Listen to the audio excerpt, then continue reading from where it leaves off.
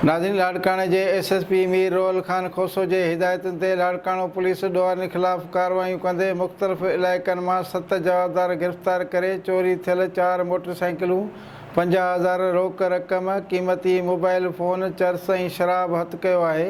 Reporter मुख़्तियार Ali ॾेथे मूजिबि बकापुर थाणे जी police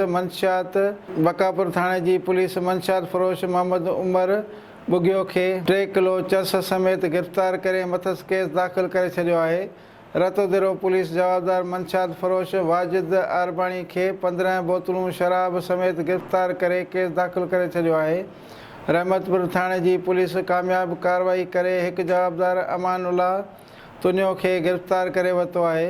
दड़ी थाणे जी police मुख़्तलिफ़ हंधनि ते कार्रवाइयूं करे घुर्बल जवाबदार सैफुल्ला मक्सी खे गिरफ़्तार करे वरितो आहे, जॾहिं त मुख़्तियार अली शेख खे चर्स समेत गिरफ़्तार करे वरितो। शहरी माजिद हुसैन जी चोरी थियल मोटरसाइकिल, शहरी कपिल कुमार जी चोरी थियल मोटरसाइकिल, शहरी शोएब अमन जी चोरी थियल रोक रक़म 50,000 ऐं शहरी हाकिम अली जूं चोरी थियल क़ीमती मोबाइल फ़ोनूं हथ करे वरितियूं आहिनि।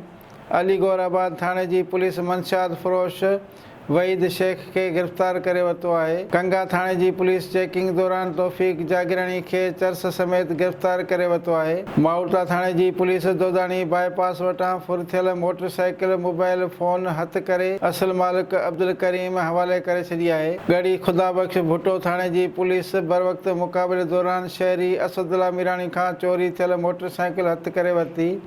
पुलिस जा जवाबदारनि जी गिरफ़्तारी लाइ मुख़्तलिफ़ हंधनि ते छापा जारी आहिनि।